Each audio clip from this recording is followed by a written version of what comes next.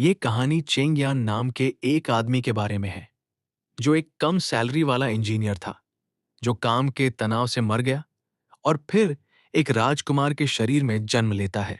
इस नई दुनिया में सुपरनैचुरल शक्तियों वाली चुड़ैलें मौजूद हैं और चेंग यान इस पुराने समाज में आगे बढ़ने के लिए अपनी इंजीनियरिंग स्किल्स, चुड़ैलों की शक्तियों और शक्तियों का इस्तेमाल करने का प्लान बना रहा है। उसकी नई जिंदगी अचानक शुरू होती है जब वो सुनता है कि कोई उसे जगाने के लिए बुला रहा है।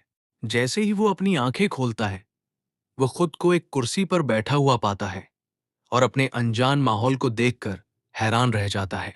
वो इधर-उधर देखता है और अजीब कपड़े पहने इन महिलाओं को देखता है। जब वो सामने देखता है, तो उसे पूरा शहर एक ऐसी जगह के चारों ओर इकट्ठा दिखता है, जो फांसी देने के लिए बनी जगह जैसी दिखती है।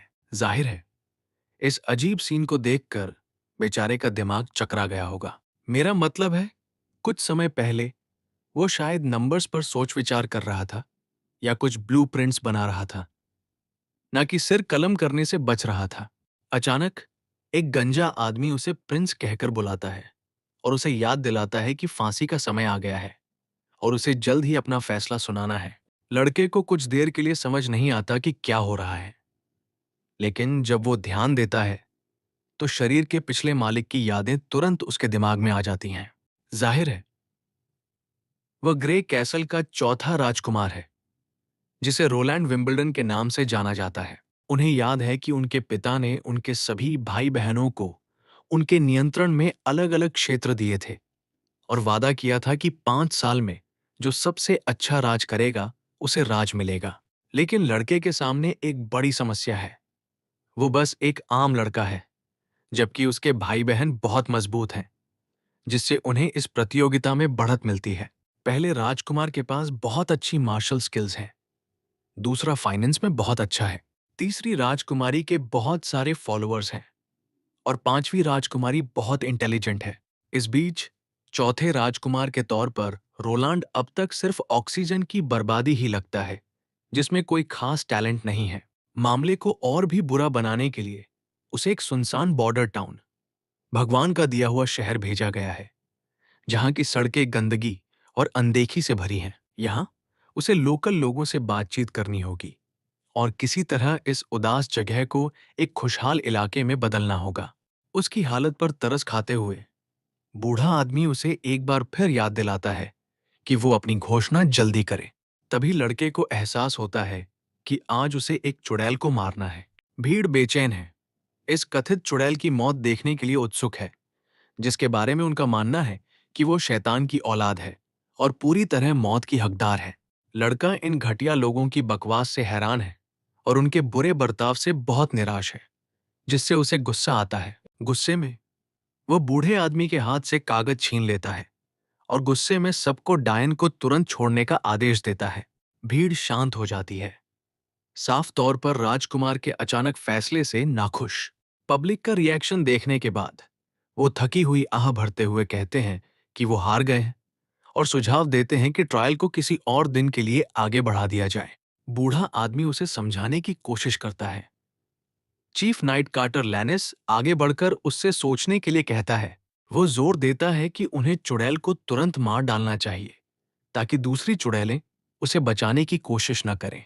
राजकुमार इस मजबूत योद्धा को देखकर हंसे बिना नहीं रह सका, जो बैल की तरह बना हुआ था और चुड़ैलों से बहुत डरा हुआ लग रहा था। फिर हमारा हीरो नीचे जाने लगता है और आराम से बताता है कि अगर और चुड़ैलें आ गईं, तो वे उन सबको एक ही बार में खत्म कर देंगे। नाइट को समझ नहीं आता कि इसे कैसे हैंडल किया जाए और scene Border Town South Castle में चौथे प्रिंस के घर पर शिफ्ट हो जाता है। बाहर गुस्सैल नाइट खड़ा रहता है, जबकि हीरो उसके मुंह पर दरवाजा बंद कर देता है। राजकुमार पहले तो आह भरता है, लेकिन फिर अचानक घबरा जाता है, क्योंकि उसने अपनी पूरी जिंदगी में इतने लोगों से डील नहीं किया था। अपनी मौत के बाद भी वो शिकायत नहीं कर रहा है, क्योंकि वो जिंदगी में इस दूसरे मौके के लिए शुक्रगुजार है और वो प्रिंस रोलैंड की जगह लेने और चुड़ैल के साथ मामले की तह तक जाने के लिए पूरी तरह तैयार है। फिर सीन बॉर्डर टाउन के तहखाने में शिफ्ट हो जाता है, जहां वो अपने नाइट्स की आने वाले खतरों के बारे में सभी चेतावनियों के बावजूद इस चुड़ैल से मिलने वाला है। लड़का बस हंसता है और अपने चीफ नाइट का मजाक उड़ाता है कि वो एक छोटी लड़की से डरपोक की तरह डर गया है। लेकिन नाइट घबराकर कहता है कि चुड़ैलें शैतान की चमचे होती हैं। बिना घबराए हमारा हीरो तब तक चलता रहता है जब तक कि आखिरकार उसका सामना उस तथाकथित चुड़ैल से नहीं हो जाता। चुड़ैल आगे खड़ी हो जाती है और कदम बढ़ाती है और हमारा हीरो उसकी खूबसूरती को देखकर थोड़ा शर्मा जाता है। लेकिन उसका शोर मचाने वाला नाइट तुरंत बीच में आता है और राजकुमार को चुड़ैल से दूर रहने के लिए कहता है। हमारा हीरो बस यूं ही नाइट के कंधे पर भरोसा दिलाने वाला हाथ रखता है और फिर आगे बढ़कर लड़की से उसका नाम पूछता है। एक बार फिर गुस्सा दिलाने वाला बड़बोला आदमी उनसे बात करने से पहले ही बीच में बोल देता है। आखिरकार नाइट के लगातार बकबक से तंग आकर हमारा हीरो गुस्से में उस चमकदार आर्मर वाले आदमी के सिर पर हल्का सा थप्पड़ मारता है और उससे कहता है कि वो बात करते हुए दूर रहे। जब वो लड़की की तरफ मुड़ता है तो हमारा हीरो पूछता है कि क्या वो अपना नाम शेयर करने को तैयार है। वो राज खोलने का फैसला करती है।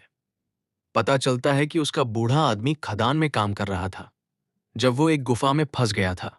इस अफरातफरी में कुछ लालची माइनर ने उसका सामान लूटने की कोशिश की। उसने अपने पिता को छुड़ाने में मदद के लिए पड़ोसी को इकट्ठा किया, लेकिन उसके चाचा को उस गंजे मैक्शाइन से लड़ना पड़ा। जैसे ही वो उसके चाचा को खत्म करने वाला था, उसने बीच में दखल दिया। उसने अपना हाथ बढ़ाया और अनजाने में कुछ ऐसा कर दिया जो वो कभी नहीं करना चाहती थी। वह आदमी जलकर राख हो गया। ये वही दिन था जब उसके पड़ोसियों ने उसे बुरी चुड़ैल कहा था, जबकि उसने उनसे गुजारिश की थी कि वे उसके जादू टोने के राज न बताएं। और इस दुख भरी कहानी का सबसे बुरा हिस्सा ये है कि उसके अपने पिता ने ही उसकी पोल खोल दी। फिर वही बूढ़ा कंसल्टेंट आदमी आता है और कहता है कि हमारा हीरो उस औरत को कुछ गड़बड़ करने से पहले ही भून दे। लेकिन मेरा आदमी उसे चिल करने को कहता है क्योंकि वो ये जादू टोना होते हुए देखने के लिए उत्सुक है। महिला हैरान है कि कोई सच में चाहता है कि वो अपनी शक्तियों का इस्तेमाल करे, लेकिन हमारा कूल हीरो तो बस यही चाहता है और उसे ऐसा करने के लिए उकसा रहा है। वो उसे याद दिलाती है कि उसके गले में पड़े इस लॉकेट की वजह से उसकी शक्तियां रुकी हुई हैं और पूछती है कि क्या वो सच में इसे उतारने के लिए तैयार है, और उसे चेतावनी देती है कि इससे अफरा-तफरी मच सकती है। लेकिन फिर वो लॉकेट की चेन पकड़ता है, उसे तोड़ देता है और लॉकेट को ऐसे फेंक देता है जैसे कुछ हुआ ही ना हो। वो उससे कहता है, हमें अपनी ताकतें दिखाओ। और इसलिए उसके चारों ओर आग भड़कने लगती है और आग की लपटों का ये डरावना डांस हमारे हीरो की आंखें खोल देता है और पूरी जेल की कोठरी रोशनी से जगमगा उठती है। राजकुमार घबरा जाता है, जबकि महिला जेल की सलाखें पिघलाकर आराम से बाहर निकल जाती है। रात उल्टी दिशा में भाग जाती है, लेकिन हमारा लड़का उसकी आग जैसी शक्तियों से हैरान रह जाता है। आखिरकार उसे समझ में आ गया कि उसके कंसल्टेंट ने क्यों कहा कि आग उसे छू नहीं सकती, क्योंकि वो असल में खुद आग है। जैसे ही आग बुझती है, उसके अंदर का इंजीनियर एक जीनियस आइडिया के साथ चमक उठता है। वह ऐसे जबरदस्त जादू को बिना इस्तेमाल किए बर्बाद नहीं करना चाहता, ताकि वो चीजों में क्रांति ला सके। जब वो उससे अपनी जिंदगी खत्म करने के लिए कहती है, क्योंकि उसने उसे वो दिखाया था जो वो देखना चाहता था, तो वो उसे सरप्राइज कर देता है। वो अपना कोट उसके जले हुए कपड़ों पर डाल देता है और उसे बताता है कि उसे नौकरी मिल गई है। प्रिंस रोनाल्ड अपने पिछले जन्म के ज्ञान के आधार पर कहते हैं कि वो असल में एक परपेचुअल मोशन मशीन है जो बिना किसी चीज के फायर पावर पैदा कर सकती है। हालांकि हर कोई राजकुमार की दूर की सोच से सहमत नहीं है। कंसल्टेंट रोनाल्ड उनके फैसले से बहुत नाराज है। वो चिल्लाता है, उसे चुड़ैल की उस ताकत की याद दिलाता है जो किसी को भी सिर्फ एक इशारे से खत्म कर सकती है। इसके अलावा वो चेतावनी देता है कि उसे काम पर रखने से विच कॉपरेशन एसोसिएशन का ध्यान आकर्षित हो सकता है, जिससे उनकी बर्बादी हो सकती है। लेकिन रोनाल्ड ने बूढ़े आदमी की चिंता को नजरअंदाज करते हुए उसे एक वर्क कॉन्ट्रैक्ट तैयार करने का निर्देश दिया। फिर वो जाने लगता है और यूं ही कहता है कि वो चुड़ैल एना के साथ काम करने का रिश्ता बनाना चाहता है और कंसल्टेंट को उसके रहने की जगह का भी इंतजाम करने का ऑर्डर देता है। बॉर्डर टाउन कैसल के एडमिनिस्ट्रेटिव ऑफिस में वापस आकर बूढ़े आदमी ने बताया कि उसने बताए गए तरीके से सब कुछ कर लिया है। लेकिन उसे यकीन नहीं है कि वो चुड़ैल की जान बख्श देगा। राजकुमार ने उसे बीच में ही टोकते हुए कहा कि उसके फैसले पर सवाल न उठाओ। उसके लिए चुड़ैलें कोई राक्षस नहीं है। लेकिन बूढ़ा आदमी अभी भी आश्वस्त नहीं है। तभी हमारा हीरो उसे साफ साफ बताता है, उसे याद दिलाता है कि बॉर्डर टाउन पूरी तरह से गड़बड़ है और उसके पास अपने भाई जैसी दौलत या भाई बहन जैसी समझदारी नहीं है। इसलिए यहां जीतना मुश्किल है और जीत के लिए उसे कुछ अलग करना होगा। बूढ़ा आदमी राजकुमार के पक्के इरादे से इंप्रेस होता है और मिस अन्ना के साथ मीटिंग अरेंज करने के लिए राजी हो जाता है। इस बीच मिस अन्ना को अच्छी तरह से नहलाया और साफ किया जा रहा है और जब वो कुछ अच्छे कपड़ों में बहुत क्यूट और साफ सुथरी लग रही हैं, तो उन्हें हमारे हीरो से मिलने के लिए ले जाया जाता है। नाइट हमारे हीरो को वो कॉटेज दिखाता है जहां अन्ना रुकेगी। राजकुमार कॉटेज से बहुत इंप्रेस है, खासकर इसलिए क्योंकि इसे इतने कम समय में तैयार किया गया था। तभी नाइट एना के आगमन की घोषणा करता है। जब हमारा हीरो मुड़ता है तो वो उसे एक नौकरानी के कपड़ों में देखता है जो बहुत ही शानदार लग रही है। वो इस बात से बहुत खुश और हैरान है कि कपड़े कितने अच्छे बने हैं।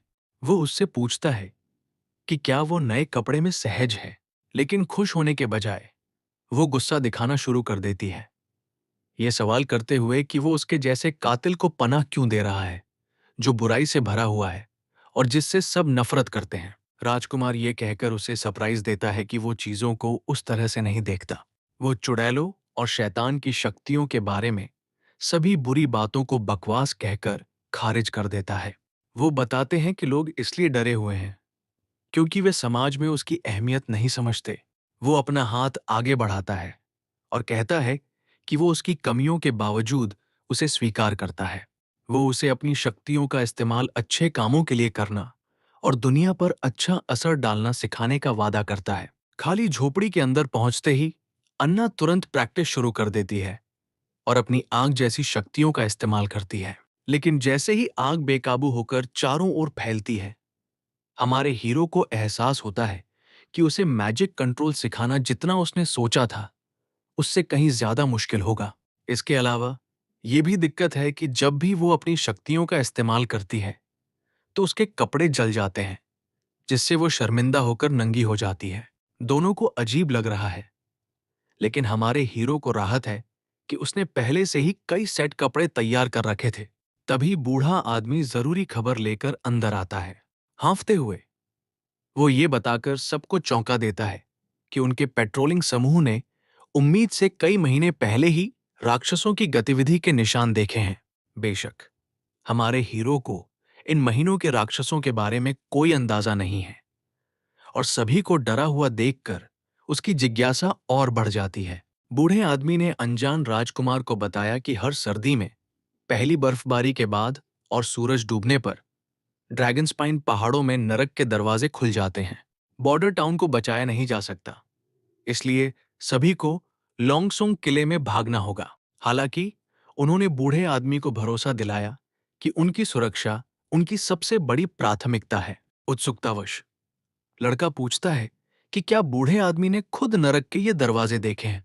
बूढ़े आदमी ने जवाब दिया, नहीं, और बताया कि उनके लिए ऐसी चीजें देखना नामुमकिन है। ड्रैगन स्पाइन पहाड़ न सिर्फ पार करने लायक नहीं है, बल्कि उनसे एक बदबूदार धुंध भी निकलती है जो बहुत पास जाने वाले किसी भी व्यक्ति पर असर डालती है, जब तक कि वे पहले से ही शैतान की पकड़ में न आ गए हों। मतलब सिर्फ चुड़ैलें ही इस इलाके को एक्सप्लोर कर सकती हैं और नरक के दरवाजे देख सकती हैं। राजकुमार को आश्चर्य होता है कि बूढ़े आदमी का सामना कभी राक्षसों से हुआ है। एक बार फिर जवाब है नहीं। ग्रे कैसल के सेंट्रल इलाके में ये उसका पहला मौका है और शायद ही कभी किसी का असली डेमन से आमना सामना हुआ हो। लगता है हमारे हीरो को समझ आ गया होगा कि ये जगह इतनी अच्छी इकोनॉमी के बावजूद क्यों नहीं फल फूल रही है, क्योंकि हर साल के आखिर में लोगों को निकाल दिया जाता है। फिर लड़का एक सही बात उठाता है कि अगर लॉन्गसोंग किला राक्षसों को हरा सकता है तो इसका मतलब है कि वे अजेय नहीं हैं। तो इस बात को ध्यान में रखते हुए वो इन राक्षसों से अकेले ही लड़ने के लिए बेचैन है। बूढ़ा आदमी इस प्लान से डर जाता है और बताता है कि लॉन्गसोंग किले की दीवारें बहुत बड़ी हैं और ड्यूक रेयान की एलीट सेना वहां तैनात है। वे बहुत मजबूत हैं और बॉर्डर टाउन नॉर्थ स्लोप पहाड़ों में है, जो आने वाले खतरों के बारे में लॉन्गसोंग किले के लिए एक शुरुआती चेतावनी सिस्टम का काम करता है। लेकिन हमारा हीरो अपनी बात पर अड़ा रहता है और बूढ़े आदमी को लोकल सैनिकों को इकट्ठा करने का निर्देश देता है, जिन्हें राक्षसों से लड़ने का अनुभव है। इस गजेबो के नीचे दिन में हम दोनों को दोपहर में नाश्ता करते हुए देखते हैं, और जब वे नाश्ता कर रहे होते हैं तो राजकुमार उससे महीनों के राक्षसों के बारे में कुछ बताने के लिए कहता है। महिला तुरंत मान जाती है। राक्षसों के महीनों के नरक जैसे अनुभव के बारे में बताते हुए उसकी आवाज गंभीर हो जाती है। हमारे हीरो जैसे बड़े लोगों के उलट वहां आम लोगों को हर साल बुरे सपने का सामना करना पड़ता है। वो बताती हैं कि उनके पिता, जो शहर के कई दूसरे लोगों की तरह एक माइनर हैं, रोजाना गुजारा करने के लिए संघर्ष करते हैं। जब डेमन्स के महीने शुरू होते हैं तो बॉर्डर टाउन के लोग अगले साल के बदले में अपने साल का माइनिंग प्रोडक्शन लॉन्गसोंग किले में भेजते हैं और कुछ सोने के रॉयल्स का राशन देते हैं। इस दौरान सभी लोग लॉन्गसोंग किले में शरण लेते हैं जब तक कि वो गुजर न जाए। एक साल राक्षसों का महीना लगातार 4 महीने तक चला। लॉन्गसोंग किले के शहर के अधिकारियों ने कहा कि पतझड़ में उनके द्वारा बनाए गए अयस्क से केवल 3 महीने का खाना खरीदा जा सकता है। चौथे महीने की सप्लाई के लिए नए ऑर्डर का इंतजार करना पड़ा। लेकिन राक्षसों का महीना एक और महीने तक चला, जिससे लोग किले के अंदर फंस गए। और तो और लॉन्गसोंग का खाना लोगों में बराबर बराबर बांट दिया गया, जिससे ताकतवर लोग कमजोर लोगों को परेशान करने लगे। राजकुमार उसकी दुख भरी कहानी सुनकर चिढ़ जाता है और वो सीधे सीधे उस महिला से कहता है कि अब उसे उन महीनों की बुरी हालत दोबारा नहीं झेलनी पड़ेगी। गजेबो से निकलकर हमारा हीरो प्रोग्रेस चेक करने के लिए कंसल्टेंट से मिलने के लिए कहता है। Scene Border Town administrative office में शिफ्ट हो जाता है, जहां कंसल्टेंट बारोव 3 लोगों को लेकर आया है। 2 सैनिक हैं जो बॉर्डर टाउन पेट्रोलिंग के इंचार्ज हैं और हर साल लाइट जलाते हैं। तीसरा एक शिकारी है जो दावा करता है कि उसने पहले भी राक्षसों का सामना किया है, यहां तक कि उसने खुद भी एक राक्षस को मारा है। पहले डरे हुए सैनिकों में से एक राजकुमार के सामने लड़खड़ाता हुआ कुछ ऐसा बोलता है जिसका कोई मतलब नहीं निकलता। इसके बाद राजकुमार दूसरे सैनिक को बोलने के लिए कहता है।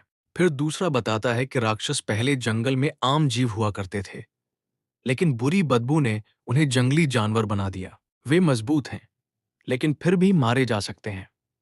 जब राक्षसों का महीना खत्म होता है तो लॉन्गसोंग किला इलाके में किसी भी पीछे छूटे हुए को खत्म करने के लिए घुड़सवार सेना भेजता है। तभी शिकारी उन पर अपना मुक्का ऐसे मारता है जैसे वो दिखावा कर रहा हो, और शेखी बघारता है कि उन राक्षसों को तलवार से खीरा काटने जितना आसान है, और वो पहले ही 2 को मार गिरा चुका है। फिर वो बड़ा आदमी हमारे राजकुमार के सामने घुटनों पर बैठ जाता है।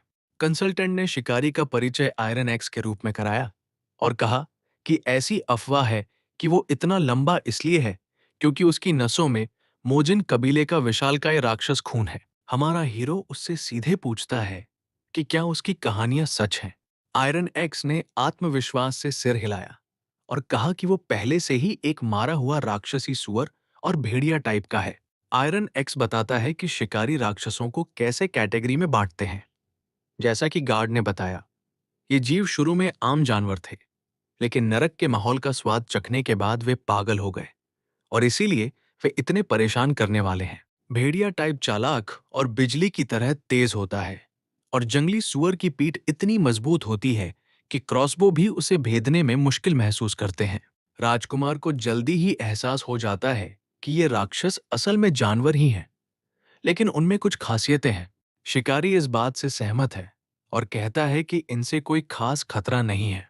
हालांकि हाइब्रिड टाइप पर चर्चा करते समय वो गंभीर हो जाते हैं और उन्हें शैतान की असली संतान कहते हैं। वो बताते हैं कि ये राक्षस डरावनी रचनाएं हैं जिन्हें केवल नरक ही बना सकता है।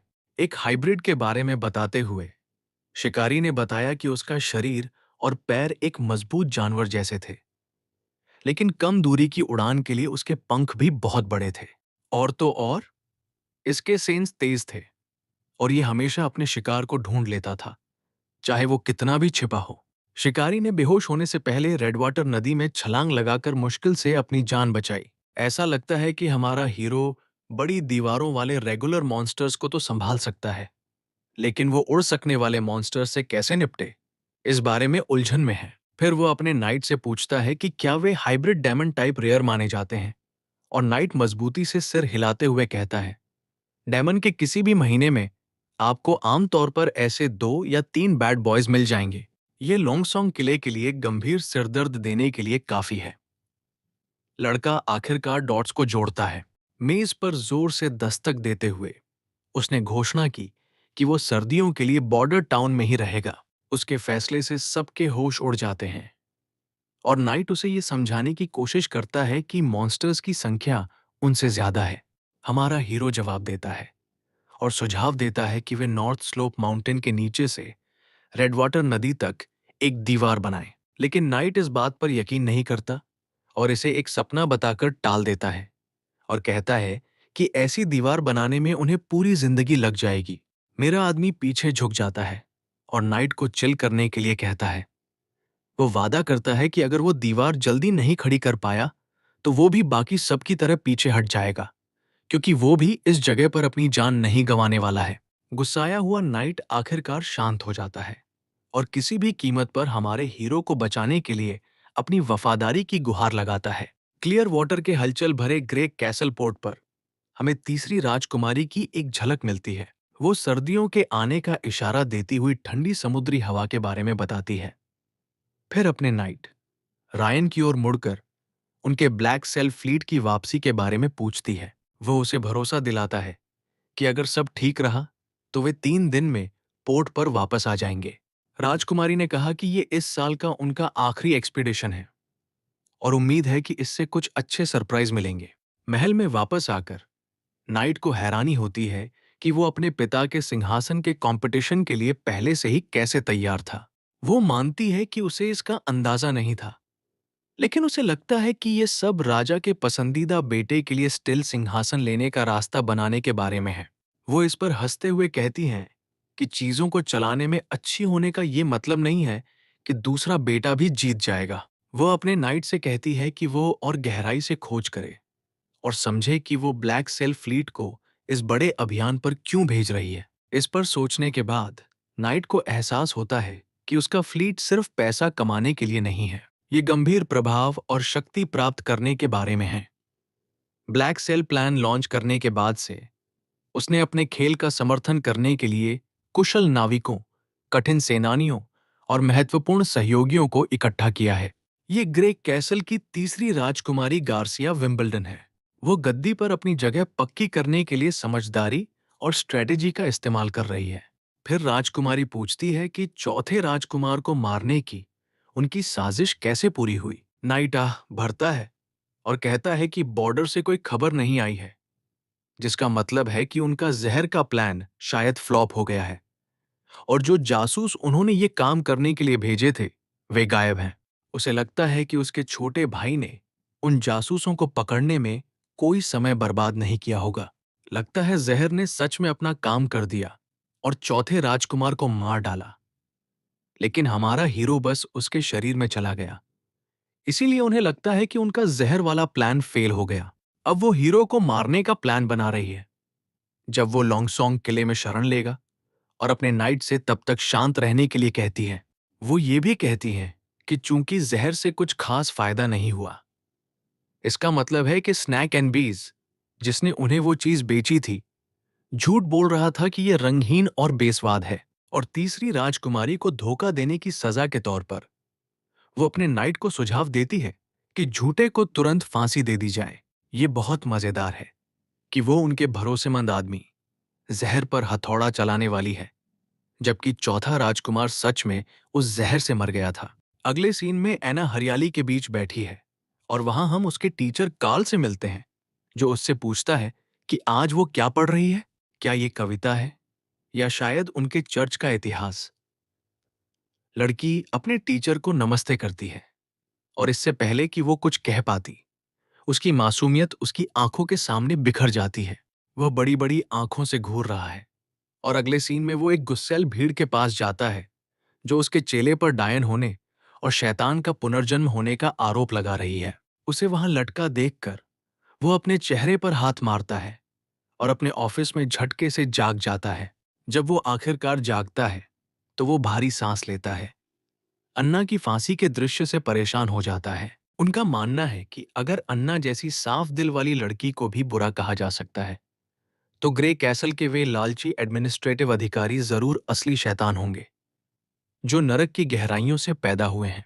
वो गुस्से में कहते हैं कि अगर उन्होंने कुछ 100 सोना बचाने के लिए कम क्वालिटी वाले पत्थर नहीं बदले होते तो थिएटर कभी नहीं गिरता और वे बेगुनाह पीड़ित आज भी जिंदा होते। उनकी नजर में वे भ्रष्ट लोग ही अपने घिनौने कामों और भ्रष्टाचार के लिए सच में फांसी के लायक हैं। दुख की बात है कि इस देश ने उन्हें सही सजा नहीं दी। इसके बजाय इल्जाम गलत तरीके से पत्थरबाजों पर डाल दिया गया जो बेगुनाह थे, जिसकी वजह से उन पर भारी टैक्स लगाया गया। बहुत ज्यादा भेदभाव हुआ, कानून का राज कम हुआ और यहां तक कि एक जिज्ञासु और मासूम लड़की को राक्षस कहकर बेरहमी से फांसी पर चढ़ा दिया गया। वो इन बुरे लोगों को सजा देने में मदद के लिए भगवान से अपील करता है। अचानक दरवाजे पर दस्तक होती है और जब वो दरवाजा खोलता है तो देखता है कि उसकी एक स्टूडेंट, नाना, बहुत परेशान और बेचैन दिख रही है। छोटी लड़की डरते हुए पूछती है कि क्या उसका भी अंत अन्ना की तरह होगा, जिसे फांसी पर लटका दिया जाएगा। वह आदमी जल्दी से उसके सिर पर थपथपाकर उसे भरोसा दिलाता है और वादा करता है कि वो चाहे कुछ भी हो जाए, उसकी रक्षा करेगा। वो शहर में घूमता है। उसके मन में ख्याल आते हैं कि कैसे ताकतवर लोगों ने मासूमों के साथ बुरा बर्ताव किया, जबकि वो चुपचाप खड़ा था। इस बार कार्रवाई करने का पक्का इरादा करके वो कसम खाता है कि वो किसी और लड़की को अन्ना जैसी तकलीफ नहीं होने देगा। फिर उसका ध्यान शहर के चौक पर हो रहे हंगामे की ओर जाता है। लोग क्वेस्ट बोर्ड के चारों ओर इकट्ठा हैं, जहां वे चौथे राजकुमार का पोस्ट किया हुआ नोटिस पढ़ रहे हैं। इसमें बॉर्डर इलाकों में कंस्ट्रक्शन के काम के लिए मजदूरों, बजरी मजदूरों, राजमिस्त्रियों और दूसरे कामों के लिए बुलाया गया है। नोटिस में वो सब कुछ बताया गया है जो एप्लीकेंट्स को जानना जरूरी है। टीचर की आंखें हैरानी से चौड़ी हो जाती हैं जब वो नोटिस पर हमारे हीरो के नाम का साइन और स्टैम्प देखता है। तभी उसे हमारे हीरो, चौथे राजकुमार की याद आती है। उसने राजकुमार के बारे में अफवाहें सुनी हैं कि उसके पास अलग अलग तरह के अनोखे विचार हैं और उसकी पर्सनैलिटी बाकी सबसे बिल्कुल अलग है। राजकुमार भी चर्च का बहुत बड़ा फैन नहीं लगता, जिससे टीचर को थोड़ी उम्मीद मिलती है। लेकिन अभी उसे चिंता है कि अन्ना, जो एक चुड़ैल है, का समर्थन करने पर उसे चुड़ैल का समर्थक कहा जा सकता है और उसे भी फांसी पर चढ़ा दिया जाएगा। वो इस बात पर भरोसा कर रहा है कि अगर राजकुमार चर्च से इतनी नफरत करता है तो शायद वो उनके सख्त कानूनों से भी नफरत करता होगा। यही एकमात्र तरीका है जिससे वो दूसरी लड़कियों को चुड़ैल होने के कारण चर्च की कड़ी सजा से बचाता है। हम फिर से अपने हीरो के पास हैं और उसका नाइट उससे उस दीवार के साइज के बारे में पूछ रहा है जिसे वो बनाने का प्लान बना रहा है। हमारे हीरो का कहना है कि ये 15 फीट ऊंचा और 6 फीट चौड़ा होगा, जो 4 लोगों के ऊपर एक साथ खड़े होने के लिए काफी होगा। फिर नाइट बताता है कि इतने बड़े स्ट्रक्चर को स्टेबल करने के लिए उन्हें एक इंसान जितनी गहरी खाई खोदनी होगी। दीवार 15 फीट ऊंची और ऊपर से 6 फीट चौड़ी है, इसलिए मजबूती के लिए बेस की चौड़ाई दोगुनी करनी होगी। 350 कारीगरों के एक साथ खुदाई और निर्माण का काम करने के बाद भी वे अगले महीने के राक्षसों के साल से पहले काम पूरा करने का वादा ही कर सकते हैं। राजकुमार उत्सुकता से पूछता है कि मुख्य चुनौती क्या होगी, जिसमें इतना समय लग रहा है। नाइट समझाता है कि असली मुद्दा दीवार बनाने में ही है। उन्हें हर पत्थर को ध्यान से चुनना और पॉलिश करना होगा ताकि वे एक दूसरे के साथ ठीक से फिट हो जाएं। नहीं तो दीवार ठीक से नहीं टिक पाएगी। राजकुमार अपने नाइट के प्लान के साथ आगे बढ़ने का फैसला करता है, जिसमें खाई खोदना और दीवार बनाना एक ही समय में शामिल है। जब दीवार बनाने की बात आती है तो वो भरोसा दिलाता है और उसका नाइट ग्रे कैसल की एल्केमी वर्कशॉप के बारे में बताता है, जो सीमेंट नाम की एक नई चीज बना रही है जो सबको इम्प्रेस करेगी। जाहिर है नाइट पूरी तरह से सुन रहा है, क्योंकि उसने अपनी पूरी जिंदगी में सीमेंट नाम की चीज के बारे में कभी नहीं सुना था। अगले सीन में हम बॉर्डर टाउन में किल्न सीमेंट रूम के बाहर हैं, जहां हम दोनों को कॉटेज के बाहर खड़े देखते हैं। राजकुमार ने हमें बताया कि सीमेंट बनाना बहुत आसान है क्योंकि यहाँ कच्चा माल बहुत मिलता है। लेकिन असली ट्रिक कैल्सिनेशन टेम्परेचर को बिल्कुल सही रखने में है। दुख की बात है कि उसे सही तापमान याद नहीं है और इस दुनिया में इसे ठीक से मापने का कोई तरीका नहीं है। अचानक कॉटेज का दरवाजा खुलता है और अन्ना दिखाई देती है। राजकुमार के अंदर जाने से पहले हमारा हीरो अपने नाइट को पीछे हटने के लिए कहता है। यह स्पष्ट है कि राजकुमार अपना सीमेंट बनाने के लिए चुड़ैल अन्ना की शक्तियों का इस्तेमाल कर रहा है और वो इस काम के लिए बिल्कुल सही लगती है। पूरी तरह से नंगी होकर बाहर जाने से पहले हमारा हीरो एक बार फिर उसे अपना कोट देता है और जब वो कॉटेज से बाहर निकलती है तो वो खुशी से कहती है कि उसने वही किया है जो उसके राजकुमार ने उससे कहा था। अंदर उन्हें फर्श पर सीमेंट का ढेर मिला। लड़का जल्दी से प्रोडक्ट चेक करता है कि उनका एक्सपेरिमेंट काम आया या नहीं और बड़े पैमाने पर बनाने से पहले उसे आजमाने का फैसला करता है। उत्सुकतावश अन्ना ने पूछा कि वो सीमेंट का इस्तेमाल कहाँ करने की सोच रहा है। लड़का बताता है कि इसका इस्तेमाल घर, पुल, सड़क और भी बहुत कुछ बनाने के लिए किया जा सकता है। उन्होंने बताया कि ये उन्हें बारिश, गर्मी या बर्फ जैसी कुदरती आफतों से कैसे बचाएगा, वरना उनके घरों को नुकसान हो सकता है। वो सीमेंट बनाने की सफलता का सारा श्रेय अन्ना को देते हैं और उनकी अहम भूमिका को पहचानते हैं। कॉटेज के बाहर वे आखिरकार सीमेंट से कुछ चौकोर पत्थरों को चिपका देते हैं और नतीजा देखकर नाइट और लड़की दोनों खुश होकर हैरान रह जाते हैं। नाइट इस अनोखी खोज पर हैरान हुए बिना नहीं रह सका, जबकि हमारा हीरो भी इसे ध्यान से देखता है और उतना ही हैरान है कि ये मिट्टी और कीचड़ को एक साथ मिलाने से मिलने वाले से कहीं ज्यादा मजबूत लगता है। नाइट ने पत्थरों को अलग करने की भी कोशिश की, लेकिन अपनी पूरी ताकत लगाने के बाद भी वो उन्हें हिला नहीं पाया। उन्हें अलग करना तो दूर की बात है। राजकुमार अपने नाइट को याद दिलाता है कि वो चीजों को कम आंक रहा था क्योंकि ये सामान उसकी सोच से बेहतर बना है। नाइट भी चिपचिपी चीज के इस दिलचस्प आविष्कार से हैरान है जो कुछ ही समय में पत्थर जैसी ठोस चीज बन जाती है। उन्हें पूरा भरोसा है कि इससे वे 5 साल में आसानी से पूरी सीमा को कवर कर सकते हैं। लेकिन हमारे आदमी ने इतने बड़े परियोजना की आवश्यकता को ये कहकर खारिज कर दिया कि सबसे ऊंची दीवारें भी अंदर से दुश्मनों को बाहर नहीं रख सकती। उनका पहला दुश्मन प्राकृतिक आपदाओं से लड़ना है ताकि ये पक्का हो सके कि उनके लोग बेघर ना हों।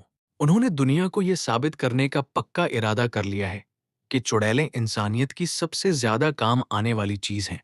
अगले दिन से कॉटेज में राजकुमार ने भर्ती नोटिस का जवाब देने वाले श्रमिकों की मदद से सीमेंट का बड़े पैमाने पर उत्पादन शुरू कर दिया। उन्होंने जल्दी जल्दी जरूरी सामान और सप्लाई इकट्ठा की, जिससे अन्ना को आराम मिला। इस बीच राजकुमार ने स्लोप नॉर्थ माउंटेन और रेड वाटर नदी के बीच शहर की दीवार की नींव के लिए खुदाई शुरू कर दी। लेकिन चीजें उम्मीद के मुताबिक आसानी से नहीं हुई। नाइट इस बात से इंप्रेस हुआ कि प्रिंस ने खुद कंस्ट्रक्शन साइट का दौरा किया और नॉर्थ स्लोप पर वर्कर्स को हिम्मत दी। उन्होंने उनकी लगन देखी, लेकिन राजकुमार ने शर्म से मुस्कुराते हुए माना कि उनकी कोशिशों के बावजूद वे सिर्फ एक कच्ची खाई खोद पाए जो उत्तर में ढलान पर थी, न कि शहर की दीवार के लिए जरूरी मजबूत नींव।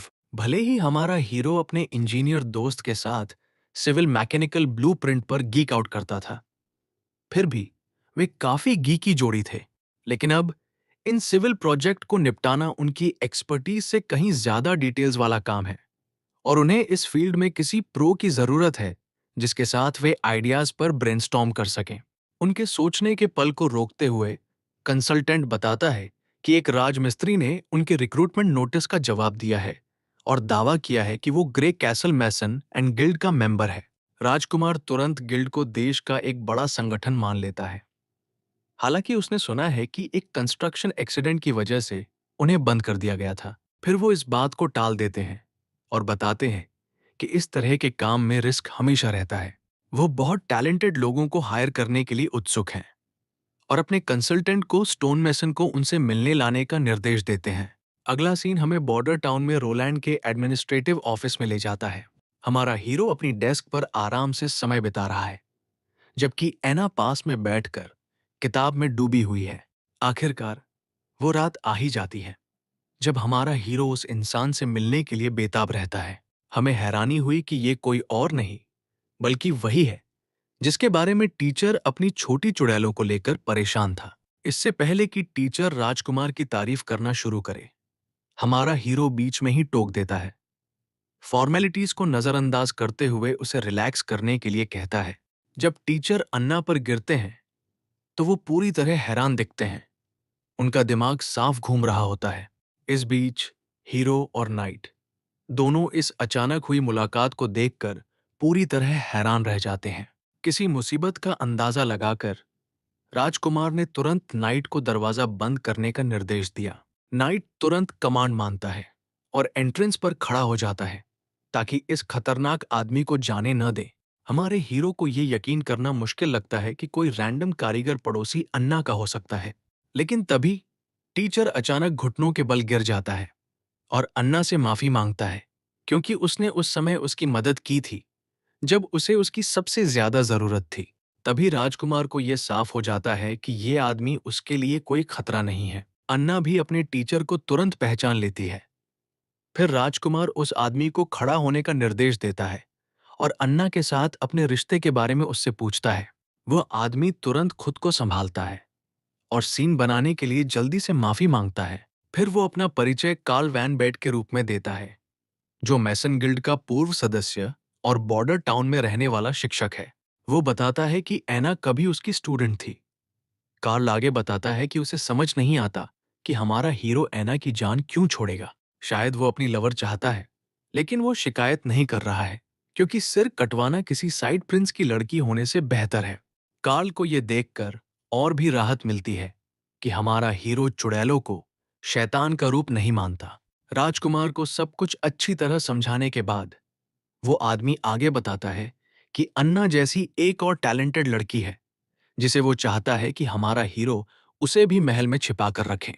राजकुमार खुशी खुशी इस टीचर को यहाँ लाने की हरी झंडी दे देता है और वादा करता है कि अगर वो सच में चुड़ैल है तो उसे कोई नुकसान नहीं होगा। हालांकि वो उसे उसके परिवार से दूर नहीं कर सकता, खासकर तब जब वे इस समय उसे सीधे तौर पर धमकी नहीं दे रहे हैं। हमारा लड़का अंदर ही अंदर खुशी से झूम उठता है, अगली चुड़ैल से मिलने और उसकी जबरदस्त काबिलियत को जानने का इंतजार करता है। हालांकि बाहर से वो शांत और स्थिर रहता है। राजकुमार ने साफ किया कि उन्होंने लड़की को दया से नहीं बचाया, बल्कि इसलिए बचाया क्योंकि उसने मदद की थी। उसे उसकी जरूरत है। वह उन बेकार की कहानियों पर विश्वास नहीं करता जो डायन शक्तियों को बुरा दिखाती हैं। इसके बजाय वो उन्हें कीमती तोहफे के तौर पर देखता है। अगर उन्हें समझदारी से संभाला जाए और जिम्मेदारी से इस्तेमाल किया जाए तो चाहे वो अन्ना हो, ये दूसरी लड़की नाना हो या कोई और चुड़ैल हो, जब तक उन्होंने कोई असली क्राइम नहीं किया है वो उन्हें किसी भी तरह से दोषी नहीं मानेगा। जब ये बात खत्म हो जाती है तो हमारा हीरो आखिरकार काम पर लग जाता है और उस आदमी से पूछता है कि क्या उसने कभी ग्रेकासल टाउन में कंस्ट्रक्शन में मदद की है। वो आदमी उत्साह से सिर हिलाता है और कहता है कि उसे बहुत अनुभव है। इसके बाद राजकुमार उन शैतानी जीवों को दूर रखने के लिए नॉर्थ स्लोप माउंटेन के नीचे और रेडवाटर नदी के बीच एक दीवार खड़ी करने का अपना प्लान बताता है। अब से वो आदमी पूरे प्रोजेक्ट का इंचार्ज होगा। अगले सीन में हम बॉर्डर टाउन में रोलैंड के महल के गार्डन में हैं, जहां नाना आखिरकार हमारे हीरो से मिलने आती हैं। पहली नजर में वो थोड़ी घबराई हुई लगती है। जब छोटी लड़की पूछती है कि क्या वो सच में प्रिंस रोलैंड विंबलडन से मिल रही है, तो प्रिंस मुस्कुराते हैं और कंफर्म करते हैं कि वो असल में वही हैं। नाना खुश हो जाता है और खुद को नाना पाइन के तौर पर बताता है। बिना एक पल भी गंवाए नाना दौड़कर एना के पास जाता है और उसके साथ ऐसे खेलने लगता है जैसे वे हमेशा से बहने रही हों। राजकुमार सोच रहा है कि ये लड़कियां बहुत छोटी हैं और फिर भी वे बहुत टैलेंटेड हैं। इसलिए वो सच में आगे देखना चाहता है कि भविष्य में उनके लिए क्या रखा है। फिर लड़का छोटी लड़की की ओर मुड़ता है और उसे याद दिलाता है कि उसकी टीचर ने बताया था कि वो एक चुड़ैल के रूप में जाग गई है। लड़की पूछती है कि क्या वो उसे मार डालेगा, लेकिन लड़का तुरंत मना कर देता है और समझाता है कि सिर्फ रेप रिकॉर्ड वाले क्रिमिनल्स को ही फांसी या सिर कलम किया जाता है। लड़की का कहना है कि उस पर शैतान का साया है, जिसे उसके टीचर ने कंफर्म किया। ऐना भी उसके सिर पर तसल्ली देने वाला थपथपाती है, जबकि हमारा हीरो पूछता है कि उसने पहली बार कब ध्यान दिया कि कुछ गड़बड़ है। वो बताती हैं कि ये सब एक हफ्ते पहले शुरू हुआ, जब उन्होंने एक पक्षी को देखा जिसका पैर टूटा हुआ था। मदद करने की बहुत ज्यादा इच्छा हुई और पानी की बूंदों जैसी कोई चीज उसके दिमाग में और घिरे हुए पक्षी के दिमाग में आई और पक्षी का पैर तुरंत ठीक हो गया। उसकी कहानी सुनने के बाद राजकुमार अपने नाइट से कहता है कि जाकर एक मुर्गी ले आओ। जैसे ही नाइट एक हेल्दी इंसान को ढूंढने निकलता है, हमारा हीरो सोचता है कि क्या जागी हुई शक्तियां हीलिंग की तरफ झुक सकती हैं, जिसे हल्के में नहीं लिया जा सकता। राजकुमार उससे कहता है कि अगर वो उस पक्षी जैसे जानवरों को बचा सकती है, तो इसका मतलब है कि वो असल में एक अच्छी इंसान है। लड़की सहमत है और कहती है कि उनके टीचर ने उन्हें यह भी बताया कि आम लोग चुड़ैलों से इसलिए डरते हैं क्योंकि वे वो काम कर सकती हैं जो दूसरे नहीं कर सकते। वो जोर देकर कहती है कि उसने कभी शैतान नहीं देखा और वो हमारे साथ जुड़ी भी नहीं है। हीरो तुरंत उस पर यकीन कर लेता है और उसके सिर पर प्यार से थपथपाता है। उसे याद दिलाता है कि चर्च और यहां तक कि उनके टीचर को भी झूठ बोलकर धोखा दिया गया था। लड़की कंफ्यूज होकर पूछती है कि कोई झूठ क्यों बोलेगा। लड़का समझाता है कि ये अच्छे बुरे के बारे में नहीं है, या ये उन लोगों के बारे में है जो झूठी कहानियां फैलाकर पैसा कमाने की कोशिश कर रहे हैं। जब मुर्गी आ जाती है तो छोटी लड़की राजकुमार से कहती है कि वो उसे हल्के में ले। लड़का मान जाता है, लेकिन अपने नाइट से कहता है कि वो सिर पर एक तेज थप्पड़ मारने से पहले उसे कसकर पकड़े। बेचारा पक्षी दर्द से चिल्लाता है और जमीन पर गिर जाता है। फिर वो लड़की की ओर मुड़ता है और उससे मुर्गे को तुरंत ठीक करने के लिए कहता है। वो सिर हिलाती है और कहती है कि वो अपनी तरफ से पूरी कोशिश करेगी। जब वो उस पर हाथ रखती है तो वे पानी जैसे धब्बे फिर से उभर आते हैं और वो तुरंत काम पर लग जाती है। कुछ घंटे बीत जाने के बाद लड़के के बुरे बर्ताव के बावजूद, जिससे वो थक जाता है, मुर्गे को आखिरकार नाना की ताकत समझ में आ जाती है। वो टूटी हुई चीजों को जोड़ सकती है और फ्रैक्चर को ठीक कर सकती है। हालांकि मुर्गे को मरे हुए में से वापस लाना उसके बस की बात नहीं है। जब चिकन का मकसद पूरा हो गया तो लड़के ने अपने नाइट से कहा कि वो उसे किचन में ले जाए, जिससे लड़की की आंखों में आंसू आ गए और वो राजकुमार के चिकन के साथ किए गए बुरे बर्ताव से मुंह बना रही थी। लेकिन वो उसे यकीन दिलाता है कि यह जरूरी था। कुछ ही देर में उनके सामने स्वादिष्ट खाने की दावत आ जाती है। ऐसा लगता है कि नाना चिकन की शिकायत भूल गई हैं, क्योंकि वो अपने सामने रखे पके हुए चिकन को उत्सुकता से देख रही हैं। उनकी छोटी सी दावत के बाद छोटी लड़की आखिरी बार हाथ हिलाते हुए चली जाती है और हमारा हीरो भी जवाब में हाथ हिलाता है। इस बीच अन्ना को ये जानने की उत्सुकता है कि हमारा हीरो उसे महल में क्यों नहीं रख रहा है, जबकि वो भी एक चुड़ैल है। वो उसे याद दिलाता है कि उसका एक परिवार अभी भी है, जिसे उसकी शक्तियों के बारे में पता नहीं है। लेकिन अन्ना को चिंता है कि ये बस कुछ ही समय की बात है, जब उसके माता पिता को पता चल जाएगा और वे उसे देश से निकाल देंगे। वो मान जाता है, लेकिन उसे भरोसा दिलाता है कि जब तक उसकी काबिलियत सीक्रेट रहेगी, उसे अपने माता पिता के साथ बिताए समय को याद रखना चाहिए। फिर वो पूछता है कि क्या उसे अपने पिता की याद आती है। वो दुखी होकर नहीं में सिर हिलाती है, लेकिन हमारा हीरो उसके अकेलेपन को समझ सकता है। उसका मन शांत करने के लिए वो वादा करता है कि नाना रोज उसके साथ जादू की प्रैक्टिस करने आएगी, ताकि उसे अकेलापन महसूस न हो। और आगे वो दोनों लड़कियों को वो आम जिंदगी देने की कसम खाता है जो वे चाहती हैं, और उसकी हर बात का अर्थ होता है। महल में वापस जब से कार्ल वैन बेट ने दीवार बनाने का काम संभाला है, हमारा हीरो थोड़ा बोरिंग महसूस कर रहा है। वो हर दोपहर चाय पार्टी करते हैं और लड़कियों को जादू करना सिखाते हैं। कभी कभी वो नॉर्थ स्लोप माउंटेन के नीचे शहर की दीवार की प्रोग्रेस चेक करते हैं और हमेशा इस बात से इम्प्रेस होते हैं कि ये उम्मीद से कितना बेहतर चल रहा है। लेकिन फिर कंसल्टेंट कुछ ऐसी खबर लेकर आता है जो बहुत अच्छी नहीं होती है। वे बताते हैं कि उन सभी कारीगरों और मजदूरों को काम पर रखना बहुत महंगा रहा है और सारा कैश सीधे हमारे हीरो की जेब से निकल रहा है। इस रेट पर स्टीवर्ड को चिंता है कि वसंत तक उनके पास काफी पैसे नहीं बचेंगे। हमारा हीरो ऑफिशियली पैनिक होने लगता है उसे एहसास होता है कि वो बुरी तरह फंस गया है। थोड़ी देर बाद जब वो इस पैसे की तंगी से बाहर निकलने के लिए आइडिया सोच रहा था, तो बूढ़े आदमी को ये अजीब लगा कि राजकुमार हाल ही में कितना बदल गया है, जैसे वो पूरी तरह से एक अलग इंसान बन गया हो। पहले के जमाने में इस आदमी को जिंदगी के मजे के अलावा कुछ नहीं पता था, और ये बूढ़ा आदमी हमारे साथ सिर्फ इसलिए जुड़ा हुआ है क्योंकि राजा ने उससे वादा किया था कि राजगद्दी खत्म होने के बाद उसे फाइनेंस मिनिस्टर का पद दिया जाएगा। जब वो पहली बार बॉर्डर टाउन में आया, तो वो जगह बनाने, शहर चलाने का प्लान नहीं बना रहा था, और न ही वो गद्दी के लिए कोशिश कर रहा था। उसने सभी अमीर लोगों को निराश किया और सारी जिम्मेदारियां उस बूढ़े आदमी पर डाल दी। लेकिन जब से उसने उस चुड़ैल को बचाया है, राजकुमार पूरी तरह बदल गया है। राजकुमार अब चीजों को ज्यादा सोच समझकर संभाल रहे हैं और चीजों से ऐसे निपट रहे हैं जैसे ये उनका दूसरा स्वभाव हो। वो बूढ़े आदमी से बड़ों वाली आवाज में बात भी करता है, जिससे वो आदमी सच में डर जाता है और सोचने लगता है कि क्या राजकुमार पर किसी शैतान का साया पड़ गया है या कुछ और। लेकिन बूढ़े आदमी ने यह कहते हुए बात टाल दी कि अगर राजकुमार सच में भूत प्रेत से ग्रस्त होता, तो वो आसानी से वो बदला लेने वाला लॉकेट नहीं ले लेता। बॉर्डर टाउन के पोर्ट पर वापस सीन पर आते हैं। ये दो रईस और एक लाल बालों वाला आदमी, जो किसी राजदूत जैसा दिखता है, बातें कर रहे हैं। चश्मा पहने आदमी ने एम्बेसडर को याद दिलाया कि वे आखिरी बार 1 साल पहले आए थे और शिकायत की कि शहर अभी भी पत्थरों का एक उजाड़ ढेर है।